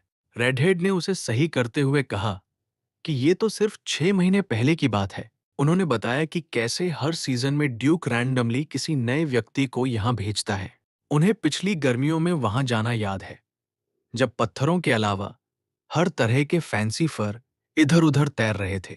जब वो कोई मजेदार बात बताने वाला होता है, तो किसी वजह से वो उसे छिपा कर रखने का फैसला करता है और इसके बजाय वो बॉर्डर टाउन के पोटेंशियल पर फोकस करता है। उनका कहना है कि हालांकि अभी ये सिर्फ एक किला है, लेकिन अगर वे यहाँ एक मजबूत लाइन डिफेंस बना लें, तो बॉर्डर टाउन और किले के बीच की सारी जमीन का अच्छा इस्तेमाल किया जा सकता है। अचानक चश्मा पहने आदमी घबरा जाता है और बताता है कि स्टॉक खाली है और बॉर्डर टाउन को आज अपना और तैयार रखना था। ऐसा लगता है कि ये विजिटर्स यहाँ डेमन मंथ्स आने से पहले और इकट्ठा करने आए हैं और बदले में बॉर्डर टाउन को पनाह देने आए हैं। राजदूत ने आह भरी और समस्या को हमारे हीरो के पास ले जाने का फैसला किया। वे अपने घोड़ों पर वापस जाते हैं। बैंगनी बालों वाला आदमी सोचता है कि क्या बॉर्डर टाउन को कोई नया ट्रेड पार्टनर मिल गया है, या उसने अपना और विलो टाउन या फॉलन ड्रैगन रिज को पहले ही बेच दिया है। उसे पूरा यकीन है कि ये चौथा राजकुमार कर रहा है। वैसे हमारा हीरो कौन है? रेडहेड ने गहराई से सोचा। सोचा कि क्या राजकुमार ने रेड वाटर नदी के किनारे बसे शहरों के साथ पहले ही डील कर ली है। अगर ऐसा है, तो उन्होंने मोलभाव करने का एक और मौका खो दिया है। उन्हें चिंता है कि अगर वे पहले की तरह मोनोपोली में भी वही दाव आजमाते हैं, तो उनके सफल होने की संभावना कम है, क्योंकि चौथे राजकुमार के पास पहले से ही दूसरे ट्रेड पार्टनर हैं जो उनका और बेचने के लिए ले जा सकते हैं। एक बार जब वे महल में पहुंचते हैं, तो उनका इस दावत के साथ जबरदस्त स्वागत किया जाता है। एम्बेसडर को चॉपस्टिक संभालना नहीं आता, इसलिए वो अजीब तरह से हमारे हीरो की तरफ देखता है और उसी तरह खाने की कोशिश करता है। उसे अपना खाना उठाने में भी मुश्किल होती है। जब उसका खाना चॉपस्टिक से उड़ जाता है, तो राजदूत को शर्मिंदगी महसूस होती है, जबकि राजकुमार आराम से बताता है कि कांटे के मुकाबले ये स्टिक बनाना आसान और सस्ता है, और एक बार जब वो अपने शहर के लोगों को इनके बारे में बताइएगा, तो किसी को भी हाथ से खाने से बीमार होने की चिंता नहीं करनी पड़ेगी। जैसे ही सूरज डूबने लगता है, महल पर सुनहरी चमक बिखेरता है। राजकुमार अचानक बनाए गए डिनर के बाद मिठाई खाने वाले होते हैं। आखिर में एम्बेसडर उनके आने का कारण बताते हैं और बताते हैं कि वे हमेशा की तरह और इकट्ठा करने आए थे, लेकिन इस बार डॉकयार्ड में उन्हें कुछ नहीं मिला। तभी हमारा हीरो बुरी खबर सुनाता है। हाल ही में नॉर्थ स्लोप माउंटेन पर लैंडस्लाइड हुआ था। वे इस महीने मलबा हटाने और प्रोडक्शन फिर से शुरू करने की कोशिश कर रहे हैं, लेकिन ऐसा लगता है कि खदान अगले साल तक फिर से नहीं खुलेगी। इसके बाद एम्बेसडर पिछले महीनों के प्रोडक्शन के बारे में पूछते हैं। हमारा हीरो बस कंधे उचकाता है और कहता है कि यह सामान्य से कम था, मुश्किल से ही सभी को खाना खिलाने के लिए काफी था। उन्होंने कहा कि अगर वे काफी अयस्क जमा भी कर लें तो भी उससे 2 महीने का गेहूं नहीं खरीदा जा सकेगा। तो वो सुझाव देते हैं कि वे अपनी डील को पूरी तरह से बदल दें। लुक्स एम्बेसडर परेशान हो जाता है और हमारे हीरो को वापस बुलाने की कोशिश करता है। पिछली गलतियों के लिए माफी मांगता है। उन्होंने प्रस्ताव रखा कि किले के 6 अमीर परिवार मिलकर 1 महीने के लिए खाना उधार दें और वादा किया कि वे अगले साल इसे वापस कर देंगे। लेकिन हमारे हीरो को ये पसंद नहीं है। वो साफ साफ कहता है कि अगर वे विलोटाउन को अयस्क बेच देते हैं तो उन्हें किसी को कुछ नहीं देना होगा। और यहीं पर ट्विस्ट है। विलोटाउन की पेशकश है कि उनके ओर के बदले में गोल्ड ड्रैगन कॉइन दिए जाएं। इसके अलावा वे गेहूं, पनीर, ब्रेड और शहद सभी को सही दाम पर बेचने के लिए तैयार हैं। आप सोने के ड्रैगन से जो कुछ भी खरीद सकते हैं वे उसे खुशी खुशी बेच देते हैं। लोंगसोंग किले से निपटने की तुलना में ये नया सेटअप बॉर्डर टाउन के लिए ज्यादा सही है। हमारा हीरो एम्बेसडर से एक और सवाल पूछता है, ये बताते हुए कि क्या उनके पास इतना असर है कि वे 1 महीने का खाना उधार देने को तैयार दूसरे परिवारों की तरफ से ये फैसला ले सकें। हमारे हीरो को जल्दी ही पता चल जाता है कि एम्बेसडर हनीस्कल परिवार का सदस्य है और ये निशान इस बात का साफ इशारा है। राजकुमार मानते हैं कि राजदूत 6 परिवारों में से किसी एक से हो सकता है। लेकिन सवाल ये है कि क्या वो सच में ड्यूक रयान और दूसरों को इसके लिए मना पाएंगे या सहमत हो पाएंगे। अगर वो इसकी गारंटी दे सकते हैं। ऐसा लगता है कि हमारा हीरो सही बात कह रहा है क्योंकि एम्बेसडर का चेहरा नींबू की तरह खट्टा हो गया है। सीन तब का है जब एम्बेसडर अपने पिता को समझाने की कोशिश करता है और कहता है कि बॉर्डर टाउन का नया शासक, चौथा राजकुमार, अपने मिनरल और जेमस्टोन को कुछ खाने और रोटी के बदले देने के लिए बिल्कुल भी राजी नहीं होगा। उन्होंने उनसे मार्केट प्राइस से 30% कम पर खरीदने का सुझाव दिया क्योंकि वे तब भी अच्छा खासा प्रॉफिट कमा सकते थे।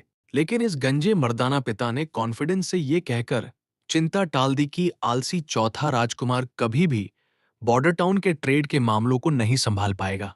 उनका मानना था कि वे सिर्फ रोटी और रहने की जगह के लिए बॉर्डर टाउन के रिसोर्स को ठगते रहेंगे। अभी रेडहेड एम्बेसडर सोचने के बाद समझता है कि हमारे हीरो की बात में दम है।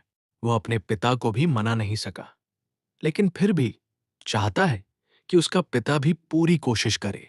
तो रेडहेड हिम्मत करता है और टाउन बॉर्डर से और जेमस्टोन्स मार्केट प्राइस से 30% कम पर खरीदने का ऑफर देता है। राजदूत को भरोसा है कि उनका ऑफर विलोटाउन के प्रस्ताव से ज्यादा होगा। उन्होंने इस बात पर जोर दिया कि विलोटाउन बहुत दूर है, जिससे दानव महीनों के दौरान पनाह लेना मुश्किल हो जाता है। इसलिए लॉन्गसोंग किला पनाह के लिए सबसे अच्छा ऑप्शन है। राजदूत विलोटाउन की ओर जाने वाली खराब सड़कों का जिक्र करना शुरू करते हैं, लेकिन बीच में ही रुक जाते हैं। उत्सुक होकर हमारा हीरो उससे अपनी बात पूरी करने के लिए कहता है। रेडहेड उस सड़क पर आसानी से आने वाले खतरों की ओर इशारा करता है। राजदूत को एहसास होता है कि उसने अनजाने में धमकी दे दी है और राजकुमार अंदर ही अंदर घबराने लगता है। हमारा हीरो बस हंसता है, रेडहेड का कंफ्यूजन दूर करता है और बताता है कि उसका विलोटाउन में पनाह लेने का कभी इरादा नहीं था। ये धमाकेदार बात रेडहेड को चौंका देती है और वो सच में एम्बेसडर को ये साफ साफ बताकर हैरान कर देता है कि वो कहीं नहीं जा रहा है, न लॉन्गसोंग फोर्ट्रेस और न ही कहीं और।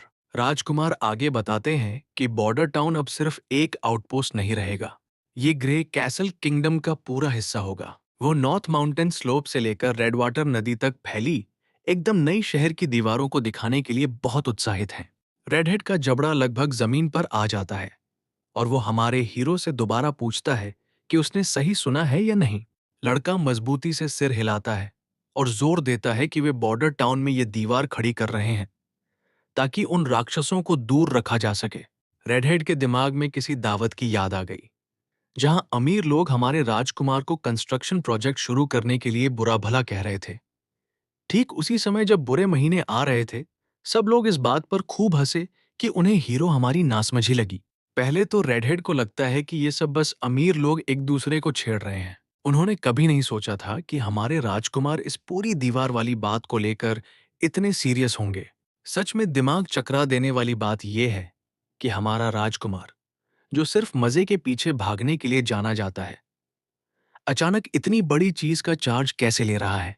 रेडहेड थोड़ा घबराकर हमारे हीरो को भरोसा दिलाता है कि किले में वापस आने के बाद वो 6 अमीर परिवारों के साथ बातचीत करने की कोशिश करेगा।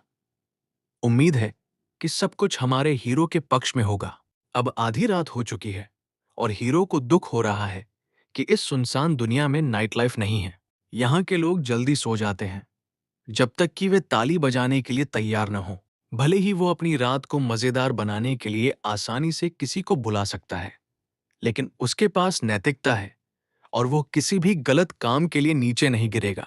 अचानक कोई हमारे हीरो के पीछे से चुपके से आता है। वो घूम कर देखता है कि एक औरत जो रोब पहने हुए है उसकी तारीफ कर रही है कि उसने एम्बेसडर को दिमाग से संभाला, ये इशारा करते हुए कि राजकुमार को सिर्फ पार्टी लाइफ पसंद नहीं है। पता चलता है कि वो एक हत्यारी है, लेकिन हमारा हीरो कमरे से भागने की कोशिश करने में एक सेकंड भी बर्बाद नहीं करता। औरत अपना खंजर फेंकती है जिससे वो रुक जाता है और वो उसे भरोसा दिलाता है कि वो यहाँ सिर्फ बात करने आई है और उसे चिल करने और घबराने से मना करता है। लड़का एकदम से रुक जाता है, खासकर जब वो तेज खंजर उसे घूर रहा होता है और उस औरत से पूछता है कि वो कौन हो सकती है। वो ये बात कहती है कि उसका कोई नाम नहीं है, लेकिन वो नाइटिंगेल कहलाती है। ये निकनेम उसकी बहनों ने किसी अजीब वजह से दिया था। वह हमारे हीरो की चुड़ैलों के प्रति हाल की देखभाल के लिए हैरानी की बात है कि आभारी है। जब राजकुमार ने ध्यान से देखा तो उसे एक निशान दिखा जो बूढ़े आदमी ने दिखाया था, और वो चुड़ैलों के संगठन का था। महिला उसके तेज दिमाग के लिए उसे फिर से शाबाशी देती है, जबकि हमारा हीरो आगे बढ़ता है और पूछता है कि क्या वो अन्ना के लिए यहाँ है। वो मानता है कि उसे कोई आइडिया नहीं है कि वो अन्ना को कैसे जानती है, लेकिन फिर भी वो महिलाओं को भरोसा दिलाता है कि वो अभी भी जिंदा है। महिला सिर हिलाती है, कहती है कि उसे इतना तो पहले से ही पता है, और बताती है कि अगर उसे मार भी दिया जाता तो भी चुड़ैलों का संगठन सिर्फ इसलिए एक राजकुमार को मारकर राजनीति में दखल देना पसंद नहीं करेगा क्योंकि एक चुड़ैल को मार दिया गया था। लेकिन वो जल्दी से उसे चेतावनी देती है कि वो उन्हें कम न समझे। लड़का उसे एक बार फिर भरोसा दिलाता है कि अन्ना ठीक है। महिला ने आराम से जवाब दिया कि वो पहले से जानती है और उसे नाना नाम की दूसरी लड़की के बारे में भी पता है। फिर वो उसे ये कहकर डरा देती है कि वो पिछले 2 हफ्तों से उस पर जासूसी कर रही है, उसकी हर हरकत पर नजर रख रही है, जिससे हमारे हीरो को सच में बहुत गुस्सा आता है। क्योंकि सच तो ये है कि इस बेवकूफ को जरा भी अंदाजा नहीं था कि उसकी जासूसी हो रही है। वो हमारे हीरो को पास आने का इशारा करती है और उसे भरोसा दिलाती है कि उसका उसे नुकसान पहुंचाने का कोई इरादा नहीं है। लड़का बिना मन के उसके सामने बैठ जाता है, उसे कोई गलत इरादा महसूस नहीं होता। लेकिन फिर वो औरत अजीब तरह से उसके करीब आ जाती है और देखती है कि वो अलग है, क्योंकि वो उससे या किसी दूसरी चुड़ैल से कोई डर नहीं दिखाता। वो और भी पास आती है। राजकुमार पीछे हट जाता है और मजाक में उससे कहता है कि इसे पीजी ही रहने दो, क्योंकि वो नहीं चाहता कि यूट्यूब वीडियो पर उम्र की पाबंदी लगा दे। आखिरकार महिला अपना हाथ वापस ले लेती है और सीधे मुद्दे पर आ जाती है कि वो अन्ना और नाना को लेने आई है। लड़का बिना किसी हिचकिचाहट के तुरंत मना कर देता है और जोर देता है कि वे यहाँ खुश हैं और उसकी निगरानी में सुरक्षित हैं। लेकिन महिला का कहना है कि वे विच एसोसिएशन के साथ ज्यादा सुरक्षित रहेंगे, जहां हर सदस्य उनके साथ परिवार जैसा व्यवहार करेगा। लेकिन लड़का जोर देता रहता है, ये देखते हुए कि विच एसोसिएशन के पास घर कहने के लिए कोई तय जगह भी नहीं है। उन्होंने बताया कि कैसे उनके सैनिक करीब 1 महीने पहले जंगल में छिपे अपने एक कैंप पर अचानक पहुंच गए और रास्ते उत्तर की ओर थे, लेकिन उस दिशा में सिर्फ कभी न खत्म होने वाले पहाड़ हैं। महिला अपनी पसंद का बचाव करते हुए कहती है कि वे बाहरी लोगों और खतरों से सुरक्षित रहने के लिए सुनसान पहाड़ों में रहते हैं। लेकिन लड़का इस बात से सहमत नहीं है और बेसिक जरूरतों की कमी की बात करता है, जिससे लड़कियों के लिए जिंदगी मुश्किल हो जाएगी। उसे ये भी याद है कि बूढ़े आदमी ने उसे एसोसिएशन के मकसद के बारे में क्या बताया था, जो कि सभी चुड़ैलों को इकट्ठा करना और पवित्र पहाड़ों को ढूंढना है, जहां चुड़ैलें सच में सुरक्षित रह सकती हैं। वो पूछता है कि क्या उस महिला के मन में भी यही लक्ष्य है। महिला ने रहस्यमय तरीके से जवाब दिया कि वो उसे कोई जवाब नहीं दे सकती है। इससे लड़के को और गुस्सा आता है, क्योंकि वो जोर देता है कि वो लड़कियों को ऐसी बंजर जमीन पर नहीं रहने देगा जहां सिर्फ राक्षस ही पनप सकते हैं। तभी उसके दिमाग में एक आइडिया आया और उसने जो कहा उससे महिला पूरी तरह हैरान रह गई। वो पूरी चुड़ैल एसोसिएशन को सर्दियों में बॉर्डर टाउन आने के लिए बुलाता है। वो खुद से बहुत खुश दिखता है, क्योंकि वो उसे ये समझाने की कोशिश करता है कि सर्दी बीतने तक इंतजार करने में ज्यादा परेशानी नहीं होगी। महिला उसे याद दिलाती है कि राजकुमार को चुड़ैलों से डर नहीं लगता होगा, लेकिन शहर के लोग शायद डर जाएंगे। इसके अलावा जैसे ही चर्च को पता चलेगा कि बॉर्डर टाउन में चुड़ैलें रह रही हैं, वे हमला कर देंगे। लेकिन हमारा हीरो अपनी बात पर अड़ा हुआ है और सबको दिखाना चाहता है कि चुड़ैलें बुरी नहीं होती, खासकर अगर वे शहर को राक्षसों के मुश्किल महीनों से निकलने में मदद करें। फिर वो महिला एक और कारण बताती है कि वो दोनों महिलाओं को क्यों ले जाना चाहती है, खासकर ऐना को, जो लगभग बड़ी हो रही है। बेशक ये बात हमारे हीरो के सिर के ऊपर से निकल जाती है, जब तक कि महिला ये कंफर्म नहीं कर देती कि उसने सही सुना है। वो बताती हैं कि ज्यादातर चुड़ैलें राक्षसों के महीनों के समय जागती हैं, या जब माना जाता है कि नरक के दरवाजे खुलते हैं। असल में बड़ा होना एक चुड़ैल का आखिरी स्टेज होता है, और जो औरत 18 साल की उम्र तक अपनी शक्तियों को जगा नहीं पाती, वो कभी चुड़ैल नहीं बन सकती। जब कोई चुड़ैल बड़ी हो जाती है, तो राक्षसों के महीनों के दौरान राक्षस उसके दिमाग पर कब्जा कर लेते हैं, जिससे उसे बहुत ज्यादा दर्द होता है। ऐसा लगता है जैसे कोई चीज उनके शरीर से बाहर निकलने की कोशिश कर रही है, जिससे हर नस और टेंडन पर जोर पड़ रहा है। अगर वे बच गए तो 4 या 5 दिन बाद ठीक हो जाएंगे, लेकिन जो लोग ऐसा नहीं करते, उनके लिए ये एक क्रूर मौत होती है। इसीलिए चुड़ैलों को शैतान की औलाद माना जाता है, और उनकी भयानक मौतें चर्च के प्रोपेगेंडा के साथ मिलकर लोगों को ये सोचने पर मजबूर करती हैं कि उन पर राक्षसों का साया है। फिर लड़का पूछता है कि बड़े होने के बाद क्या होता है, जिस पर महिला बताती है कि उनकी इच्छा शक्ति और स्थिरता अक्सर और भी मजबूत हो जाती है, और कुछ तो नई काबिलियत भी सीख लेते हैं। हमारा हीरो सवाल करता है कि ये सब कितना सही है। पुराने रिकॉर्ड कहते हैं कि चुड़ैलों को पवित्र पहाड़ पर हमेशा की शांति मिलती है, और उनके दिमाग में शैतानों का कब्जा नहीं होता। महिला मानती है कि पवित्र पर्वत के बारे में कुछ भी पक्का नहीं है, इसका जिक्र सिर्फ किताबों में है। उसे हेडक्वार्टर ले जाने से उसके बचने की संभावना थोड़ी बढ़ सकती है। अगर चुड़ैलें बिना शिकार हुए आजादी से रह सकें, तो शैतानी हमले इतने गंभीर नहीं होंगे। लड़के को एहसास होता है कि अन्ना और नाना उसके बड़े प्लान में अहम रोल में हैं, लेकिन उसे डर है कि अगर वो इस पर आगे बढ़ा तो वे खतरे में पड़ सकती हैं। अगर वो तैयार हो तो वो तुरंत उस महिला को अन्ना को ले जाने के लिए मान जाता है। जहां तक नाना की बात है, वो उनसे इस बारे में बात करने के लिए कल तक इंतजार करने का फैसला करता है। चुड़ैल हमारे हीरो का समझदारी भरा फैसला सुनकर खुश होती है, लेकिन जब वो अन्ना को बुलाकर इसके बारे में पूछता है, तो वो तुरंत मना कर देती है और कहती है कि वो कहीं नहीं जा रही है।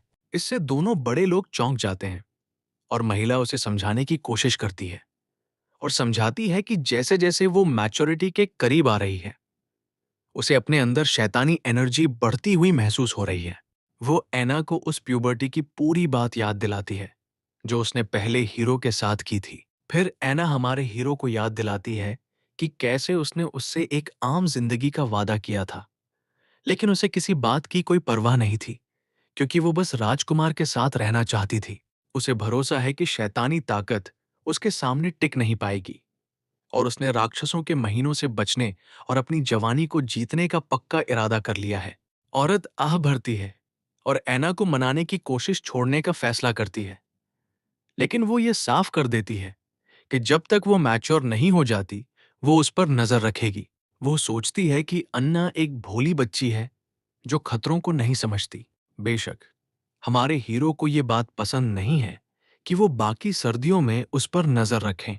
खैर, औरत के गायब होने से पहले वो ऐना से मिलती है, और जो मुश्किलें उसने देखी हैं और जिन दोस्तों को उसने खोया है, उनके बारे में बात करती है, और कसम खाती है कि ऐना के साथ भी ऐसा नहीं होने देगी। इन आखिरी शब्दों के साथ वो हमारी लड़की को अलविदा कहती है, और बिना किसी निशान के गायब हो जाती है। उसकी काबिलियत देखकर हमारे हीरो का दिमाग पूरी तरह से हिल जाता है। वो उसकी हत्या करने की स्किल्स से हैरान है। जब वे अकेले होते हैं तो लड़का अन्ना के सिर पर तसल्ली देता है और कहता है कि उसे बिस्तर पर डाल दो, क्योंकि उसके लिए बहुत देर हो चुकी है। अगला दिन आता है और हमारा हीरो शहर के लोगों को खुशी से गुड मॉर्निंग कहता है। वो एक जरूरी घोषणा के लिए सबको इकट्ठा करता है। वो बताता है कि लगभग 4 दिन पहले लोंगसोंग किले से राजदूत पहले से निकाले गए अयस्क को लेने उसके पास आए थे।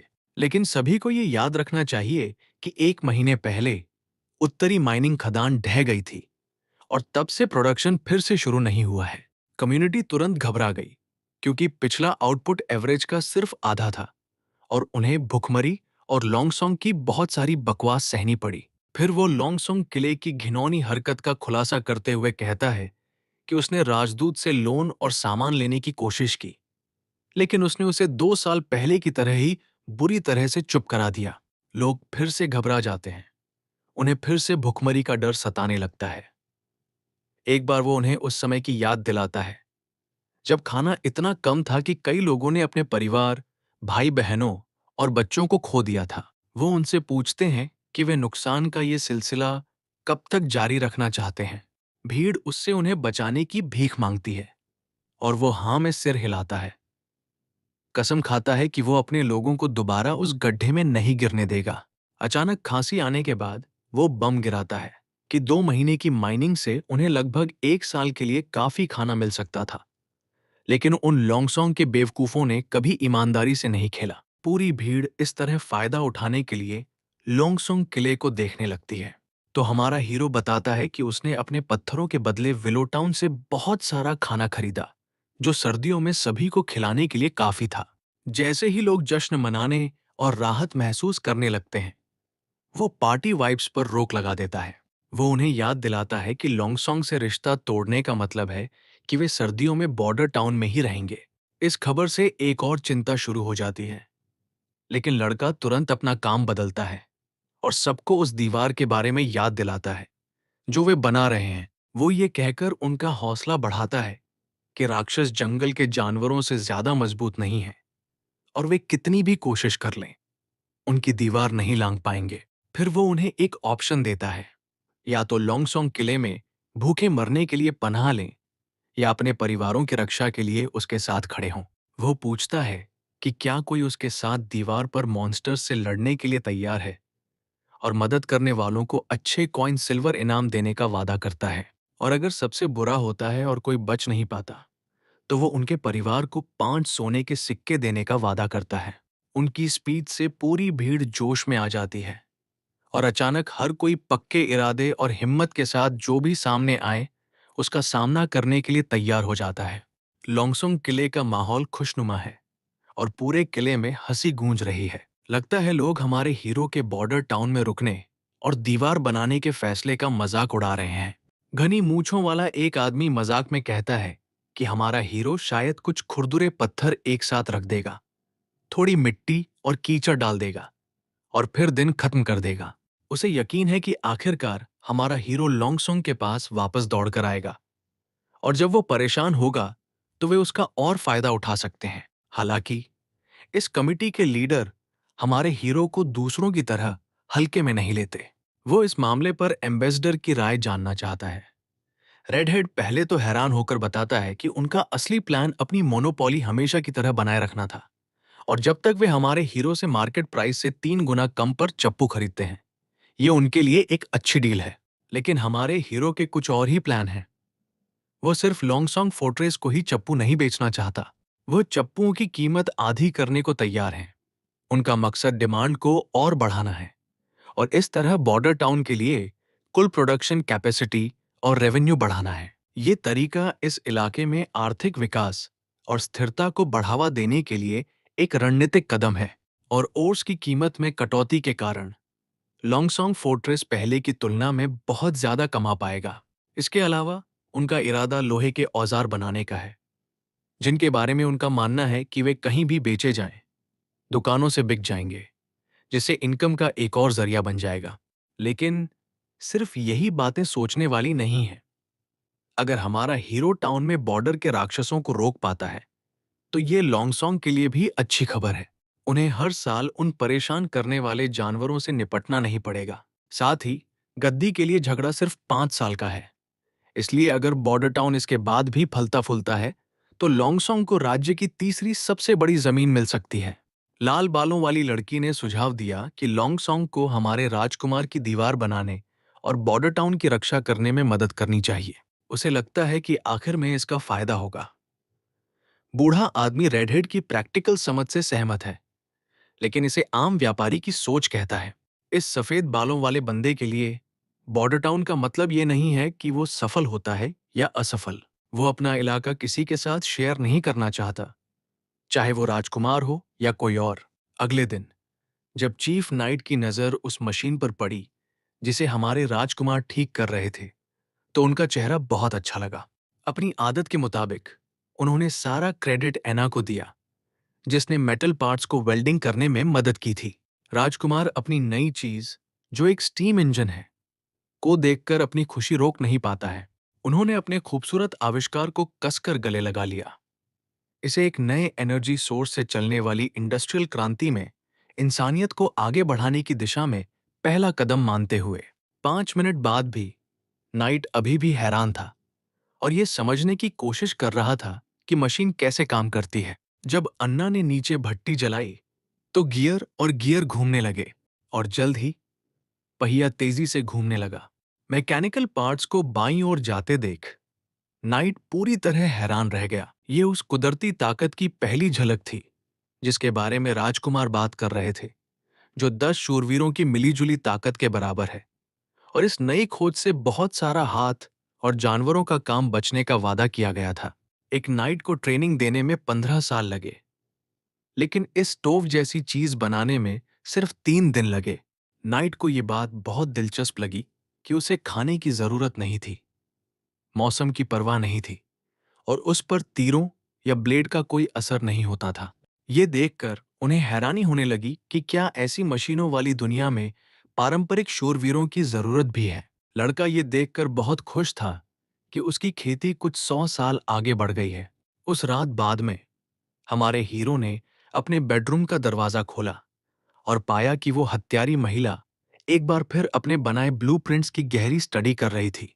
उसने उस पर जासूसी करने और बिना बताए उसके कमरे में घुसने के लिए उसे थोड़ी डांट लगाई, लेकिन महिला बस हंसती है और बताती है कि कैसे चौथे राजकुमार के बारे में अफवाह थी कि वो पूरी तरह से फ्लॉप है और उसकी व्यक्तित्व भी खराब है। फिर भी उसके इन्वेंशन मास्टर क्लास थे। उसे हैरानी हुई कि क्या वे ब्लूप्रिंट उस स्टोव के लिए थे जो उसने हाल ही में बनाया था। लेकिन लड़का थोड़ा उदास महसूस कर रहा था। उसे अपने सीक्रेट प्लान के साथ खेलते हुए देख रहा था, जिन्हें उसने अपने ऑफिस में कसकर बंद करके रखा था। उसे इम्प्रेस देखकर वो एक बार फिर सारा क्रेडिट अन्ना को देता है और बताता है कि इस मशीन का इस्तेमाल किसी भी ऐसी चीज के लिए किया जा सकता है जिसमें बहुत ज्यादा ताकत की जरूरत हो, जैसे सामान इधर उधर करना या कुछ बनाना। ये सुनकर महिला मुस्कुराती है और हमारे लड़के को बताती है कि वो इन ब्लूप्रिंट्स को संभाल कर रखेगी, क्योंकि एसोसिएशन में कई चुड़ैलें हैं जो फायर पावर का अच्छा इस्तेमाल कर सकती हैं। जैसे ही वो उन्हें अपने रोब में डालती है, उस बेवकूफी की नजर गलती से उसके क्लीवेज पर चली जाती है और वो शर्मिंदगी में लड़खड़ाते हुए कहता है कि उसने इसके लिए परमिशन नहीं दी थी। वो बस मुस्कुराती है और कहती है कि उसके पास पहले से ही कुछ पेमेंट है। उसने उसकी तरफ एक डॉक्यूमेंट फेंका और उसे अपने सीने से निकाल लिया। लड़के ने उत्सुकता से उसे पकड़ा, फाड़ा और खोला तो पाया कि वो उसके नौकर टायर के नाम पर लिखा था। पत्र में टायर को सख्त हिदायत दी गई थी कि वो वही गलती न दोहराएं और राक्षसों के महीनों के दौरान राजकुमार को खत्म करने का आदेश दिया गया था। लड़के का मन दौड़ता है। उसे याद आता है कि कैसे प्रिंस रोलैंड जब भी मौका मिलता था उसका शोषण करता था और हमारा हीरो इन यादों से बहुत परेशान महसूस करता है। फिर महिला ने उसे बताया कि ये उसने कबूतरों में से एक से छीना था और बताया कि चिट्ठी पर कोई सिग्नेचर नहीं था, लेकिन उसे लगता है कि ये उसके किसी भाई बहन ने भेजा होगा। तो वो पूछती है कि क्या वो इस बात से ठीक है कि वो इन ऑर्डर्स के पीछे कौन है, ये पता लगाने के लिए और गहराई से जांच करे। वो उसे हरी झंडी दे देता है और वो इज्जत से कहती है कि वो पेमेंट के तौर पर ब्लूप्रिंट लेगी। अगले दिन भी वो कल रात के थैंक यू पर अभी भी लटका हुआ है।